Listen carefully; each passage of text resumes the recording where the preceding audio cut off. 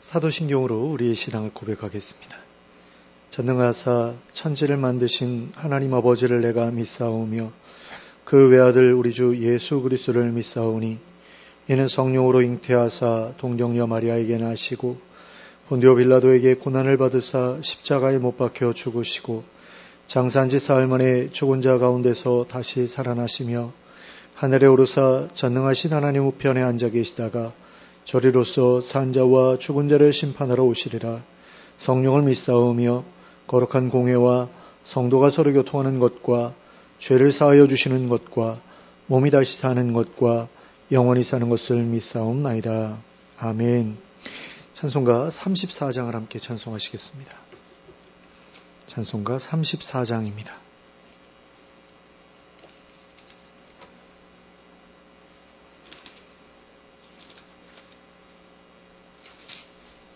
찬송가 34장입니다.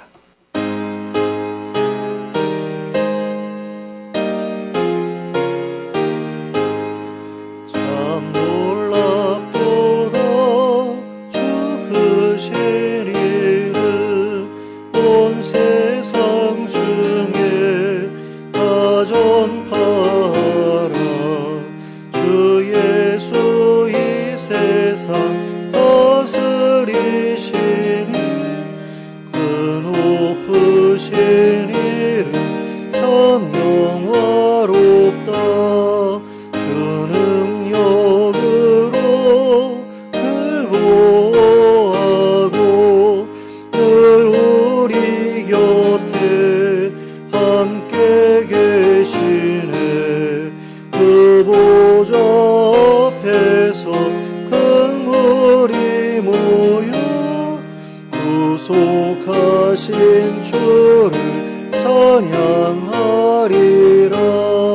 저 보좌 위에 앉으신 주께 큰 소리 높여 영광 돌리세.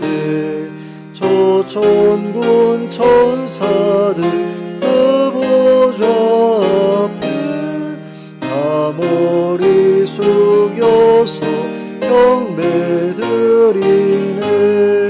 주 하나님께 다 찬양하라. 영광과 권능 지혜와 존귀 저 천사와 함께 주께 돌리고 그 영원한 사랑 다 감사하세. 아멘. 찬송가 105장을 함께 찬송하겠습니다. 찬송가 105장입니다.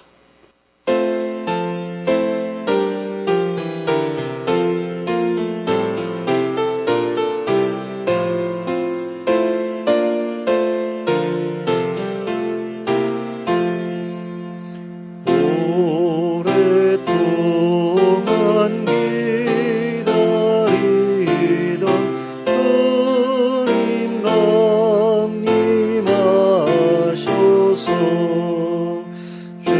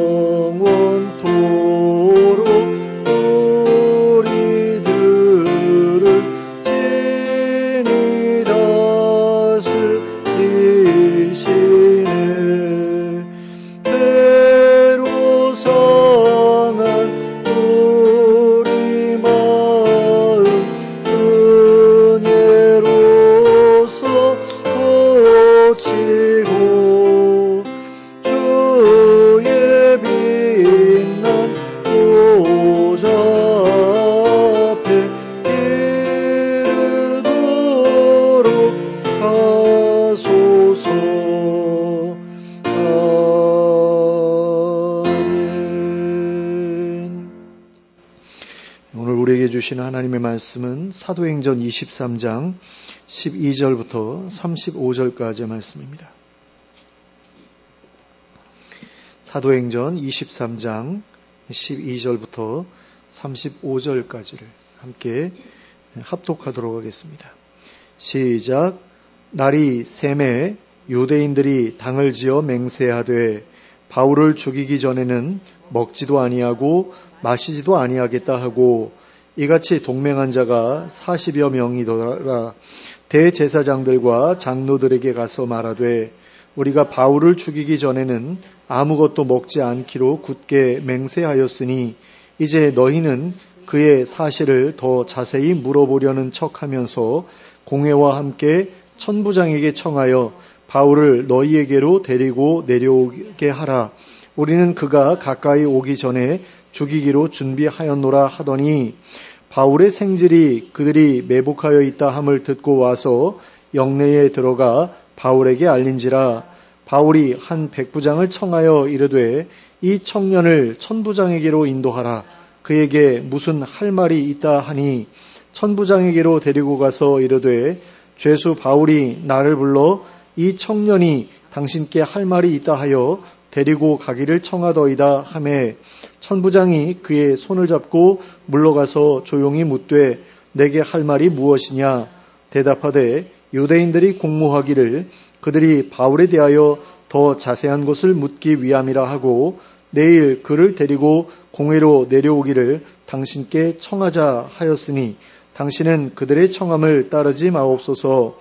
그들 중에서 바울을 죽이기 전에는 먹지도 않고 마시지도 않기로 맹세한 자 40여 명이 그를 죽이려고 숨어서 지금 다 준비하고 당신의 허락만 기다리나이다 하니 이에 천부장이 청년을 보내며 경계하되 이 일을 내게 알렸다고 아무에게도 이르지 말라 하고 백부장 둘을 불러 이르되 밤 제3시에 가이사랴까지 갈 보병 200명과 기병 70명과 창병 200명을 준비하라 하고 또 바울을 태워 총독 벨릭스에게로 무사히 보내기 위하여 짐승을 준비하라 명하며 또 이 아래와 같이 편지하니 일렀을 글라우디오 루시아는 총독 벨릭스 가깝게 문안하나이다.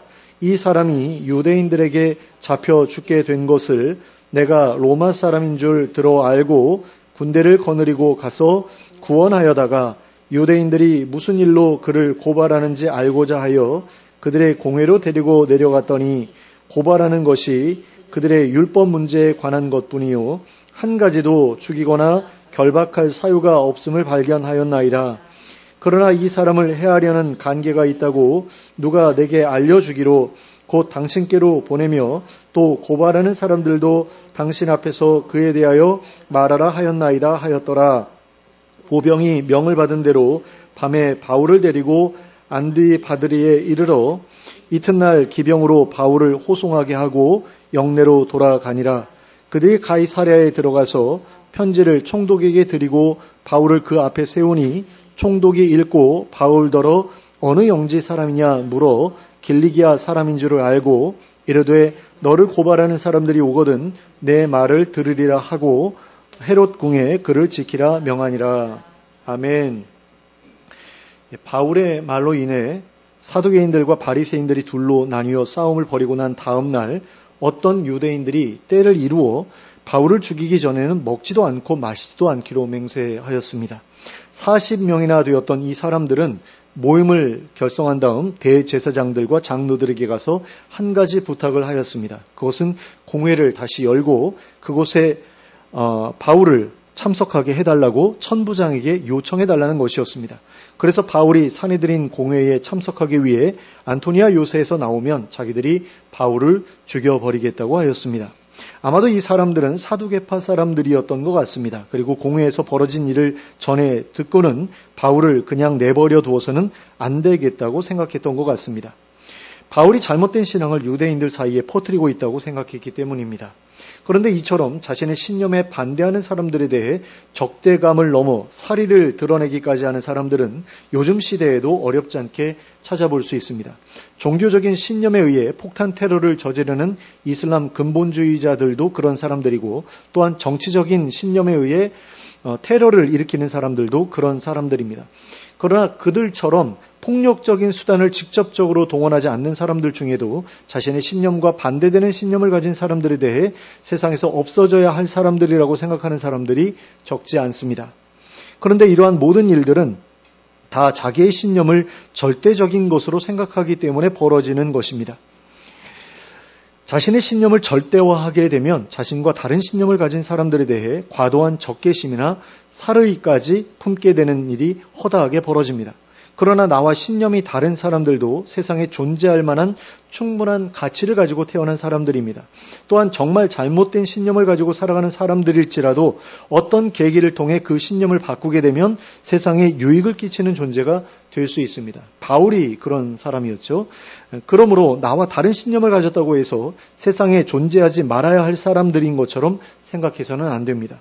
그리고 또 한 가지 기억해 두어야 할 것은 내가 믿고 있는 것이 오히려 틀린 것일 수도 있다라는 것입니다. 그리고 때로는 내가 믿고 있는 것이나 내가 반대하고 있는 것 모두가 틀린 것이 아니라 서로 다른 것일 수도 있다는 것입니다. 그런데 그것을 인정하지 못할 때 우리는 우리의 신념을 절대화하게 됩니다. 그리고 그 신념에 반대하는 사람을 악으로 규정하게 됩니다. 그래서 세상에서 제거해야 할 대상으로 규정하게 됩니다. 그러나 이것은 우리의 신념을 하나님의 자리에 올려놓는 것과 같은 일입니다. 그러므로 이것은 일종의 우상숭배라고 할 수 있습니다. 그러므로 이것은 하나님께서 미워하시는 일이라고 해도 과언이 아닙니다. 그러므로 우리는 우리와 생각이 다른 사람들을 너그럽게 받아줄 수 있어야 합니다. 그들을 용납해 줄 수 있어야 합니다. 그런 생각을 가질 수도 있다고 생각해 주어야 합니다. 그런 생각을 가지고 있더라도 함께 살아갈 수 있다고 인정해 주어야 합니다. 그러한 태도를 일컬어서 똘레랑스라고 말합니다. 똘레랑스라는 말은 프랑스어인데요. 관용이라는 의미를 가지고 있는 말입니다. 그리고 이것은 자기와 다른 신념 또는 다른 신앙을 가진 사람의 입장과 권리를 용인하는 태도를 가리키는 말입니다. 이러한 관용은 다민족 사회 그리고 다문화 사회 속에서 살아가는 사람들에게 반드시 필요한 중요한 가치입니다. 그렇지 않으면 사회는 분열되고 반목하고 다투는 가운데 무너져 버리게 됩니다. 그래서 함께 살아가기 위해서는 관용이 반드시 필요합니다. 서로를 용납하는 태도가 필요하다라는 것입니다. 그러나 어느 한쪽의 신념을 가진 사람들이 절대 다수를 차지하고 있을 때에는 이러한 관용의 태도가 불필요한 것으로 여겨질 때가 많습니다. 그래서 다수에 속하는 사람들이 소수에 속하는 사람들을 가혹하게 밀어붙이고 그들의 신념을 포기하도록 강요하고 심지어는 살해하는 경우까지 생겨납니다. 다 죽여버리면 용납이고 뭐고 고민할 필요가 없어지기 때문입니다. 바울이 처해 있었던 상황이 바로 그러한 상황이었습니다. 사두개파 유대인들이 보았을 때 바울은 세상에서 없애버려야 할 사람이었습니다. 부활이라는 거짓된 교리를 주장하고 자기들이 죽인 예수가 다시 부활하여 하나님의 메시아가 되었다고 주장하는 바울은 그들에게 있어서 세상에서 반드시 없애버려야 할 존재였던 것입니다. 그런데 그들은 그러한 생각을 마음속으로만 갖고 있지 않았습니다. 직접 실현하고자 했습니다. 그것이 하나님 앞에서 옳은 일이라고 믿었기 때문입니다. 그리고 자기들이 그 일을 하다가 로마 군인들에게 죽임을 당하게 될지라도 하나님께서 그에 대해 보상해 주시리라고 믿었기 때문입니다. 근데 이 사람들은 부활이 없다라고 믿었던 사람들이잖아요. 그럼 하나님께서 어떻게 보상해 주시겠어요? 자기 자녀들에게 보상해 주실 것이다. 이렇게 믿었던 거죠. 그러니까 내가 하나님의 원수를 죽이면 하나님께서 내 자식들에게 복을 주실 것이다. 이렇게 믿었다라는 겁니다. 자기들이 그 일을 벌이다가 바울을 죽이기 위해서 달려들면 로마군들도 대항할 것 아니에요. 그러면 이제 싸움이 벌어질 거고 그러다가 자기가 죽을 수도 있잖아요. 근데 죽으면 끝인데 이 사람들에게 있어서 무슨 의미가 있느냐? 자기 자식들에게라도 하나님께서 복을 주실 것이다. 믿었기 때문에 이 사람들이 이런 일을 할 수 있었던 거죠. 그러나 하나님께서는 그들의 잘못된 생각에 동의하지 않으셨습니다. 하나님께서는 바울이 틀렸다고 생각하지 않으셨기 때문입니다. 오히려 그들의 열심이 잘못된 것이라고 하나님은 생각하셨습니다. 그래서 바울을 보호하기로 결정하셨죠. 그리고 바울이 자신의 신념을 로마에 가서도 전파하게 하고자 하셨습니다. 그래서 하나님께서는 바울의 생질에게 그 사실을 알게 하셨습니다. 그리고 이 사람은 안토니아 요새로 찾아와서 바울에게 그 사실을 알려주었습니다. 그리고 바울은 자신의 생질에게 천부장 앞에서 그 사실을 진술하도록 했습니다. 그리고 그 사실을 전해들은 천부장은 그 청년에게 자신에게 그 사실을 알린 것에 대해서 비밀로 하라고 한 후에 그 청년을 돌려보냈습니다. 그리고 급하게 백부장 둘을 불러서 바울을 로마군의 본영이 있는 가이사랴까지 호송해 가도록 했습니다. 그 시간이 제3시였다라고 기록되어 있는데요. 이것은 오늘날의 시간으로 밤 9시였습니다. 또한 천부장은 그 백부장들에게 보병 200명과 기병 70명과 창병 200명을 준비하도록 했습니다. 그런데 이 정도 규모의 병력은 안토니아 요새에 주둔하던 병력의 3분의 1이나 되는 병력이었습니다. 그러니까 굉장히 많은 수의 인원을 동원했다라는 거죠. 바울을 보호하기 위해서. 그리고 예루살렘에서 가이사랴까지는 96km나 되는 제법 먼 길이었습니다. 그래서 천부장은 바울을 위해 탈 짐승까지 마련해 주었습니다. 그리고는 바울을 위해 가이사랴에 주둔하고 있던 벨릭스 총독에게 친히 편지를 써주기까지 했습니다. 그 내용은 바울이 로마인으로서 유대인들에게 살해당할 위험에 처해 있었고 그 이유를 알아본 즉 그들의 율법에 관한 문제였을 뿐 죽이거나 결박할 사유가 없었다는 것이었습니다. 그리고 이 사람을 해치려는 사람들이 있다는 첩보가 들어왔기에 안전을 위해 당신에게 보낸다는 것이었습니다. 그러니까 바울을 잘 보호해달라고 이렇게 부탁하는 그런 내용의 편지였던 거죠. 그리고 바울을 호위하고 가이사랴로 출발한 로마군은 이튿날 안디바드리에 도착했습니다. 그리고 거기에서부터 가이사랴까지는 기병만으로 바울을 호송하게 하고 나머지 인원은 안토니아 요새로 돌아갔습니다. 이러한 사실로 볼 때 우리는 천부장이 바울을 보호하기 위해 얼마나 많은 심혈을 기울였는지를 알 수 있게 됩니다. 바울은 이처럼 천부장의 성의 있는 배려로 인해 자신을 죽이려는 사람들의 손에서 벗어나 무사히 벨릭스 총독 앞에 설 수 있게 되었습니다. 바울이 겪었던 이와 같은 사건을 통해서 우리가 알 수 있게 되는 것은 누구든지 어떤 신념, 특히 정치적인 신념이나 종교적인 신념을 가지게 되면 그에 반대되는 신념을 가지고 있는 사람들과 부딪히는 일을 맞이하게 되어 있다는 것입니다. 나는 나대로, 너는 너대로 각자 자기의 신념대로 살면 되지 않겠느냐라는 생각도 할 수 있겠지만 실제로는 그렇지 않습니다. 정치적인 신념이든 종교적인 신념이든 그 밑바탕에는 이상적인 사회 또는 이상적인 국가에 대한 기대가 깔려 있기 때문입니다. 그리고 그러한 사회, 그러한 국가 안에서만 자신이 행복할 수 있다고 믿기 때문입니다. 그러니까 자기가 행복할 수 있기 위해서는 이런 사회, 이런 국가가 유지가 되어야 되는데 그것을 회방하는 저놈들은 죽어 없어져야 된다라는 거죠. 그래야지 내 행복을 지켜낼 수가 있다라는 그런 생각을 가지고 있기 때문에 자신과 다른 신념을 가진 사람들을 용납하지 못하게 된다라는 거죠. 그런데 그러한 사회 또는 국가를 세우기 위해서는 반대되는 신념을 가진 사람들을 설득하거나 아니면 굴복시키거나 아니면 죽여 없애야 하는 거죠. 바울이 가진 신념을 확인한 사두개인들이 바울을 죽이려 했던 이유도 바로 거기에 있었다라고 할 수 있습니다. 왜 사두개인들이 바울을 죽이려고 했느냐? 서로 꿈꾸는 세상이 달랐기 때문이다라는 겁니다. 바울은 예수님이 통치하시는 이스라엘을 꿈꾸었다면 사두개인들은 예수님을 따르는 추종자들이 없는 이스라엘을 꿈꾸었습니다. 사두개인들은 지금까지 살아오던 그대로 큰 변화 없이 살아갈 수 있는 이스라엘을 원했습니다. 그래서 급격한 변화를 가져올 만한 모든 시도를 억압하고 제거하려고 했습니다. 그런데 그런 그 급격한 변화를 가져올 만한 여지가 바울에게 굉장히 농후했다라는 거죠. 그리고 바울과 같은 신념을 가진 사람들도 마찬가지였고요. 이것은 사두개인들만이 보여준 태도가 아니었습니다. 그런 그 급격한 변화에 대해서 반감을 가지고 있었던 것은 사두개인들뿐만이 아니라 로마인들 역시 마찬가지였습니다. 그들도 사두개인들과 똑같은 태도로 바울을 대했고요. 또한 초대교회의 모든 기독교인들에 대해서도 똑같은 태도로 대했습니다. 서로가 꿈꾸는 세상이 달랐기 때문입니다. 이처럼 기독교인들은 세상 사람들이 꿈꾸는 세상과는 완전히 다른 세상을 꿈꾸며 살아가는 사람들입니다. 그러면 우리가 꿈꾸는 세상은 과연 어떤 세상입니까?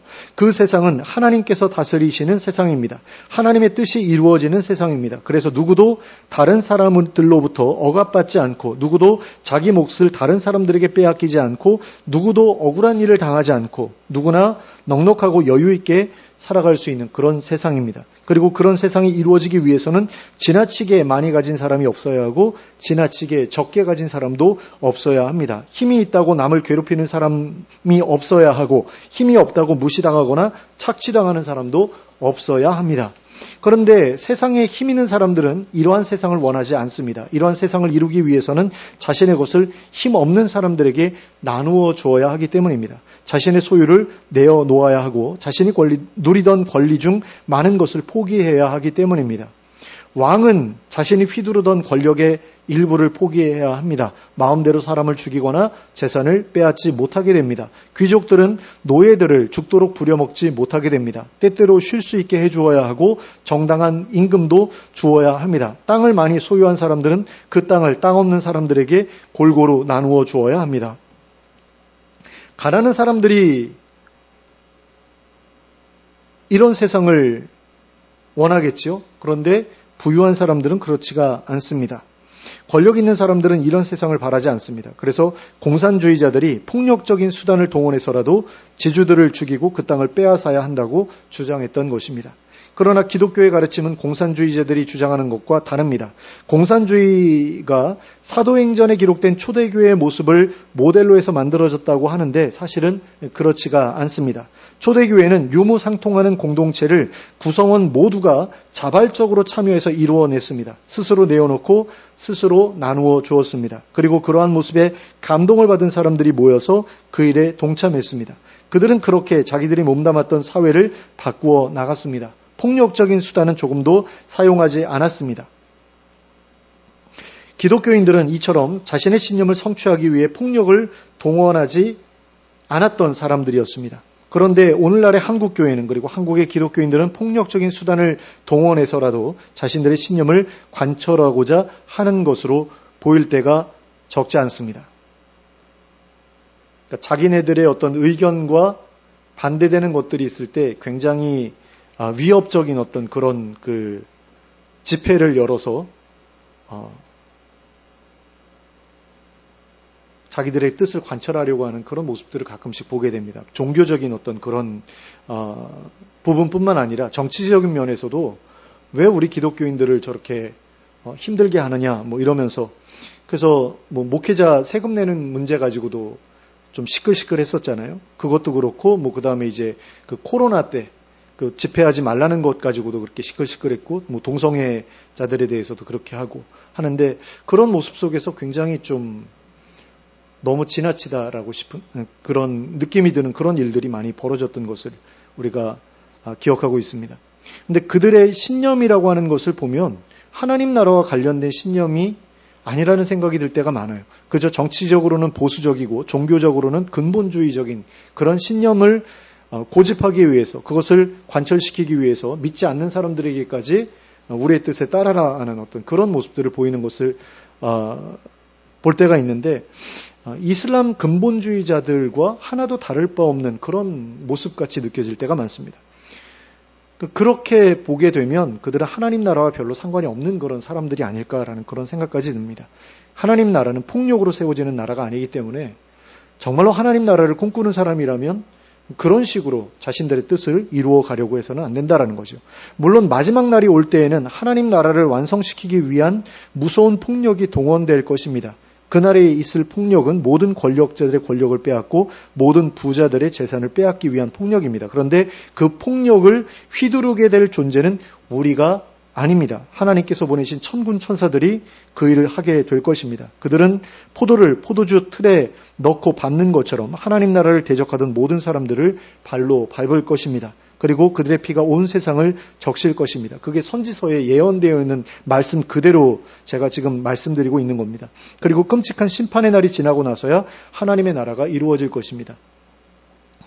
우리가 성경을 읽을 때요, 어떤 부분에 주목을 하냐면요, 하나님께서 우리에게 복을 주실 것이다, 뭐 건강을 주실 것이다, 회복시켜 주실 것이다, 굶주림도 없고 뭐 슬픔도 없고 아픔도 없고 이런 세상에서 살게 해주실 것이다. 거기에 눈이 주로 가거든요. 그런데 좀 불편한 부분들은 그냥 대충 읽고 건너뛰는 그런 경우가 굉장히 많은 것을 봅니다. 그러니까 우리가 성경 읽을 때요, 막 사람 이름들 나열되어 있으면 그거 안 읽고 그냥 건너뛰잖아요. 사실 그렇게 읽어야 돼요. 그래야지 어디에 묶여가지고 지루하다 해가지고 이제 중간에 그만두는 일이 안 생겨요. 그러니까 족보 같은 거 나올 때는 그냥 과감하게 건너뛰는 게 좋고요. 율법 같은 것도 좀 읽다가 야 이거 너무 지루하다 그러면 그냥 건너뛰는 것도 나쁘지 않습니다. 그래서 전체적인 맥락만 일단 이해하고 그 다음에 이제 깊이 공부할 때 그 부분 읽으면 되는 거기 때문에 꼭 그렇게 하나하나 빠짐없이 읽어야 되는 것은 아니다라고 할지라도 놓치지 말아야 될 부분들이 있거든요. 근데 그런 부분들 중에 좀 불편한 부분들은 막 건너뛰는 경우가 많아요. 특별히 하나님께서 미래에 행하실 일들. 그래서 요한계시록에서 막 무서운 이야기들 나오잖아요. 그런 것들 보면은 막 피하고 싶거든요. 읽고 싶지 않거든요. 근데 그런 얘기들이 구약 성경 선지서에도 많이 나와요. 그래서 하나님을 대적하는 사람들이 어떻게 벌을 받을 것인지에 대한 그런 내용들도 나오는데 우리는 기독교인이니까 그거하고 상관없어 그러면서 건너뛰는 경우도 굉장히 많거든요. 근데 그런 부분들에 대해서도 우리가 알아는 둬야 된다라는 거죠. 하나님께서 이 땅을 노아의 홍수 때처럼 다시 한번 심판하신다고 하셨잖아요. 불로 심판하신다고 하셨잖아요.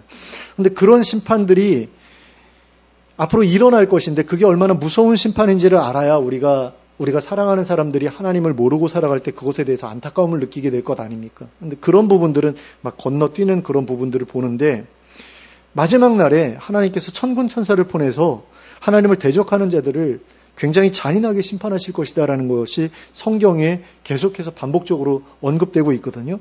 그러니까 그런 것들에 대해서 우리가 알아두어야 된다라는 거죠. 근데 왜 알아두어야 되느냐라고 했을 때 아까 말씀드린 것처럼 하나님 모르는 사람들의 그 비극적인 운명을 알아야 그들을 긍휼히 여기고 그들을 품을 수 있을 거니까 그래서 알아두어야 되는 부분도 있는데 또 한 가지는 뭐냐면 우리가 안 해도 우리가 심판을 하지 않아도 하나님께서 심판하실 것이기 때문에 용서할 수 있는 그런 마음의 여유가 더 생겨날 수 있게 된다라는 거죠. 그러니까 내가 심판하려는 이유가 뭐예요? 나라에서 심판해 주는 게 마땅치 않아서 그런 경우가 많잖아요. 그러니까 뭐 살인을 했는데 뭐 겨우 몇 년, 술 마시고 운전했는데 뭐 심신미약 상태. 우리는 또 그 음주운전에 대해서 좀 관대하잖아요. 다른 나라들보다. 어떤 나라는 음주운전하다가 걸리면 뭐 바로 총살시키는 그런 나라도 있다고 그러는데 우리나라는 너무 관대하지 않습니까? 그래가지고 뭐 집행유예로 풀려나는 경우도 있잖아요. 음주운전해서 사람을 죽였는데도. 그러니까 그런 것들을 볼 때 우리는 분노하죠. 그리고 판사들을 다 버려야 된다라고 그렇게 판사 대신에 AI한테 뭐 심판을 맡기자 뭐 이런 얘기까지 하고 또 어떤 경우에는 자기가 직접 가서 죽여버리겠다고 하는 그런 경우도 있지 않습니까? 그리고 마음에서 용서하지 못하고 품고 사랑하는 경우도 많잖아요. 근데 그 이유가 뭐냐면 그런 죄를 짓고도 합당한 벌을 받지 않은 사람들에 대한 그런 분노가 우리 안에 있기 때문인데 그것을 하나님께서 대신 갚아주실 것이다. 근데 그 대신 갚아주시는 게 내가 벌하는 것보다 더 무서운 그런 보복이 될 것이다라고 할 때는 우리가 그들에게 직접 원수 갚는 일에서 손을 뗄 수 있게 되는 거죠. 그러니까 그런 면에 있어서 우리가 그런 하나님의 심판에 대해서 알아둘 필요가 있다라는 겁니다. 근데 이런 심판은 우리의 손이 아니라 하나님께서 보내신 하나님의 종들을 통해서 하나님의 천사들을 통해서 이루어질 것이거나 아니면 지옥에 보내짐으로 말미암아 이루어지겠죠. 그래서 하나님께서 우리에게 그와 같은 끔찍한 폭력을 요구하지 않으셨다라는 사실에 대해서 우리가 반드시 기억할 필요가 있다라는 겁니다. 하나님께서는 우리 손에 피를 묻히라고 하지 않으셨다라는 겁니다. 하나님께서는 다윗이 손에 피를 많이 묻혔기 때문에 내 성전을 지을 수 없다고까지 말씀하셨던 분이세요. 그러므로 무슨 이유에서건 손에 피를 묻히는 것은 우리에게 맡겨진 일이 아닙니다. 우리에게 맡겨진 일은 우리의 삶으로 하나님 나라를 다른 사람들에게 보여주는 일입니다. 그들을 우리의 삶으로 설득하는 일이 우리에게 맡겨진 일이다라는 겁니다. 폭력으로 타인의 신념을 꺾고 굴복시키는 것은 우리에게 허락된 일이 아닙니다. 그러나 우리의 반대편에 서 있는 사람들은 우리들처럼 하지 않을 가능성이 큽니다. 바울을 죽이려 했던 사두개인들처럼 우리를 죽이려 들 수도 있습니다. 기독교인들을 붙잡아 화형에 처하거나 맹수들 먹이로 던져주었던 로마인들처럼 우리에 대해서도 똑같은 일을 하려고 들 수 있습니다. 그리고 그러한 과정에서 죽어갔던 수많은 사람들처럼 우리도 우리의 생명을 내어놓고 순교의 잔을 마셔야 할 수도 있습니다. 그러나 어떤 사람들은 바울이 하나님의 도우심으로 사두개인들의 암살 위협에서 벗어났던 것처럼 그러한 위기 가운데서 벗어나게 될 수도 있을 것입니다. 갈대 상자에 담겨져 버려졌던 모세나 사자굴에 던져졌던 다니엘이나 용광로에 던져졌던 다니엘의 친구들처럼 도저히 살아날 수 없을 것 같았던 상황에서 살아나게 될 수도 있을 것입니다. 그런데 하나님께서 그들을 살려주신 이유가 무엇이었는지 한번 생각해 보셨으면 좋겠습니다. 모세라든가 다니엘이라든가 그 친구들을 왜 살려주셨는가? 바로 하나님의 영광을 위해서였죠. 그들로 하여금 하나님의 백성들을 섬기도록 하시기 위해서였습니다. 하나님 나라를 세워가도록 하시기 위해서 그들을 구원해 주셨습니다. 우리도 그들처럼 하나님 나라를 세워가는 일에 필요하다면 하나님께서는 우리에게도 그와 같은 기적을 베풀어 주실 것입니다. 우리도 그들처럼 하나님의 백성을 섬기는 일에 필요하다면 하나님께서는 우리에게도 그와 같은 기적을 베풀어 주실 것입니다. 그러나 하나님께서 우리를 기적적으로 구원해 주시지 않으신다고 하더라도 다니엘의 친구들이 말했던 것처럼 그리 아니하실지라도 우리는 우리의 신념을 지켜나가겠다고 단호하게 말할 수 있어야 합니다. 하나님이 살아계시다는 신념, 하나님께서 마침내 하나님 나라를 완성하실 것이라는 신념을 포기하지 말아야 합니다. 우리의 신념에 반대하는 사람들이 우리의 몸을 찢고 부수고 불태우고 가루로 만들어 세상에 흩뿌릴지라도 하나님이 살아계시다는 사실이 아닌 것이 되지는 않기 때문입니다. 하나님께서 마침내 하나님 나라를 완성하시리라는 사실이 아닌 것이 되지 않기 때문입니다. 그러므로 하나님의 기적적인 도우심이 있든지 또는 없든지에 상관없이 하나님에 대한 신념, 하나님 나라에 대한 신념을 붙들고 살아가는 여러분들이 되시기 바랍니다. 무엇보다 자신의 신념을 관철시키기 위해 세상 사람들이 동원하는 폭력적인 수단에 의지하지 않는 여러분들이 되시기 바랍니다. 하나님께서는 시편 46편 7절부터 10절까지 해서 이렇게 말씀하신 바 있습니다. 만군의 여호와께서 우리와 함께 하시니 야곱의 하나님은 우리의 피난처시로다. 와서 여호와의 행적을 볼지어다. 그가 땅을 황무지로 만드셨도다. 그가 땅끝까지 전쟁을 쉬게 하시며 활을 꺾고 창을 끊으며 수레를 불사르시는도다.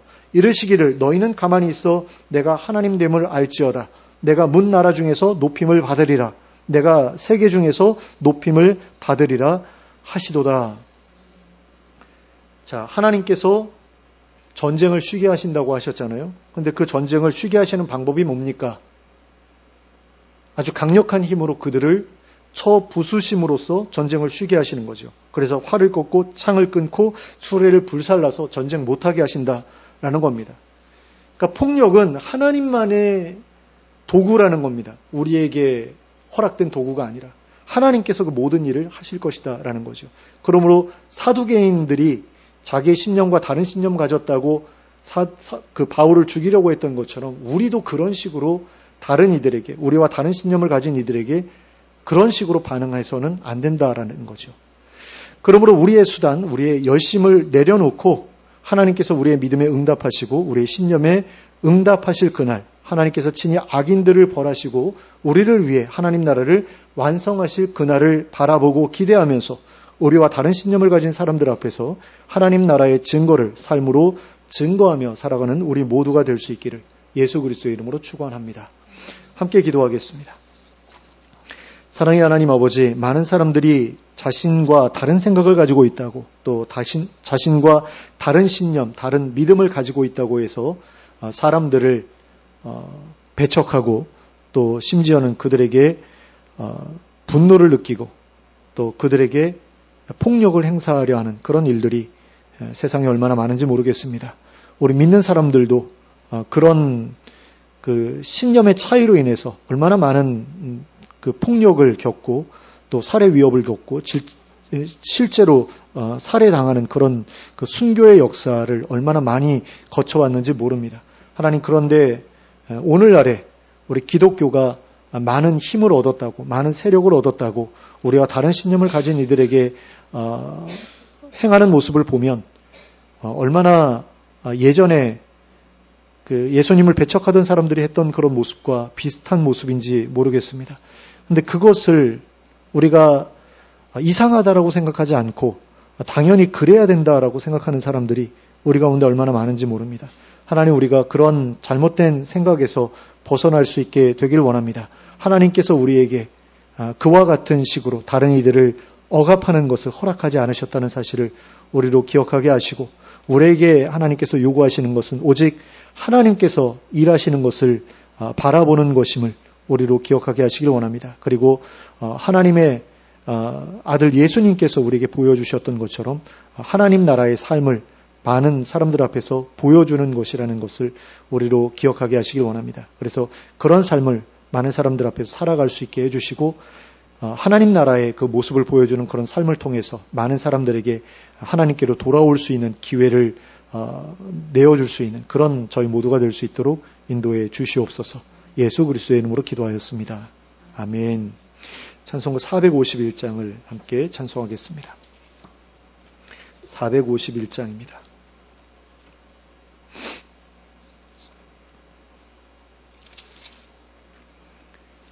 찬송가 451장 함께 찬송하겠습니다.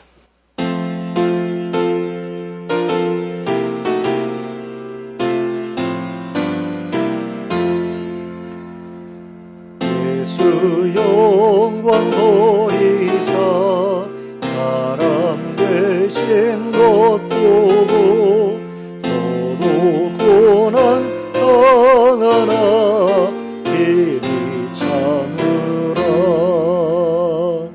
예수 친히 십자가 지고 가신 것 보고 너도 주의 십자가 지고 따르라. 예수 너를 위하여 죽으심을 본받아 너도 남을 위하여 몸을 바쳐라. 예수 부활하셔서 승리하신 것 보고 너도 승리할 줄을 믿고 싸워라. 예수 승천하셔서 영광 받으심 보고 너도 영광 받을 줄 믿고 섬겨라. 예수 다시 오셔서 상을 주실 줄 믿고 너도 상을 얻도록 참고 참으라. 아멘. 주님 가르쳐 주신 기도로 예배를 마치겠습니다.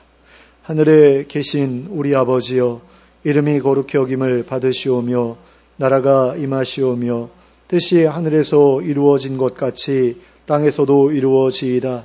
오늘 우리에게 일용할 양식을 주시옵고 우리가 우리에게 죄 지은 자를 사하여 준 것 같이 우리 죄를 사하여 주시옵고 우리를 시험에 들게 하지 마시옵고 다만 악에서 구하시옵소서. 대개 나라와 권세와 영광이 아버지께 영원히 쌓옵나이다. 아멘.